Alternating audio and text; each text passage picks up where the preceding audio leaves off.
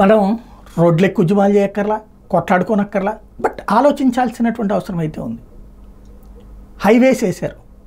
Highways వేసిన టైంలో ఒక ఊరు నుంచి ఇంకొక ఊరికి వెళ్ళడానికి బోలెడంత టైం పట్టేది.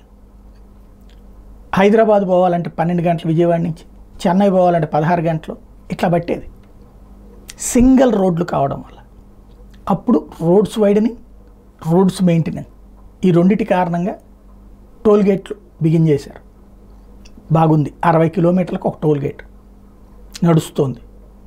ఇప్పుడు ప్రస్తుతం ఆంధ్రప్రదేశ్లో అదే తరహాలో R&B రోడ్లు అంటున్నారు, 27 రోడ్లు అంటున్నారు. టోల్ గేట్లు ఆ రోజున చెప్పింది ఏంటంటే ఆ టర్మ్ వరకు, అంటే వాళ్ళు కాంట్రాక్ట్ 30 ఏళ్ళు ఇచ్చాం, ఆ తర్వాత ఉండదు అన్నారు. ఆ తర్వాత టోల్ గేట్లు పెరిగినాయి కానీ తగ్గినాయా? టోల్ గేట్ల సొమ్ములు పెరిగినాయి కానీ తగ్గినాయా? ప్రతి 2 ఏళ్లకు 3 ఏళ్లకు టోల్ గేట్ పెరుగుతోంది కానీ తగ్గుతుందా? ఇప్పుడు కొత్తగా R&B రోడ్లో కూడా వసూలు చేయడం. ఇంకా అసలు మనం డబ్బులు లేకుండా బయటికి వెళ్ళలేం.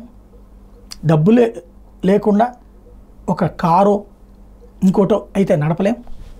ఇవాళ రోజున ప్రతి చోట ఇదైతే దాంతో ఆటోమేటిక్ ఇప్పుడు బస్సుల ఛార్జీలు పెరుగుతాయి. ఇప్పుడు ఆ టోల్ గేట్ల వల్లే కదా బస్సు ఛార్జీలు మన దగ్గర పెంచుకుని తీసుకుంటుంది. ఇది అంతే అవుతుంది కదా. బస్సుల దగ్గర నుంచి ఏ వాహనానికైనా ఛార్జీలు పెరుగుతాయి. ప్రభుత్వాలు చివరికి రోడ్లు కూడా వేయలేకపోతే ఇక మనం కట్టే పన్నులు దేనికి? చెత్త మీద చెత్త పన్ను తీస్తామన్నారు, అది నడుస్తూనే ఉంది.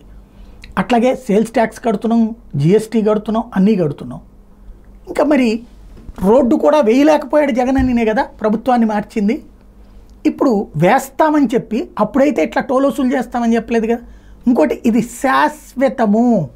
ఒక్కసారి టోల్ ప్రారంభమైతే ఇంకో 2 పెరుగుతాయే కానీ తగ్గవు. దీన్ని ప్రజలు అంగీకరించాలా? అంగీకరిస్తాం, పర్లేదు, నో ప్రాబ్లం అనుకుంటే హ్యాపీ. లేదు అనుకుంటే ప్రజలు తెలియజేయకపోతే అది అమల్లోకి వచ్చేస్తుంది.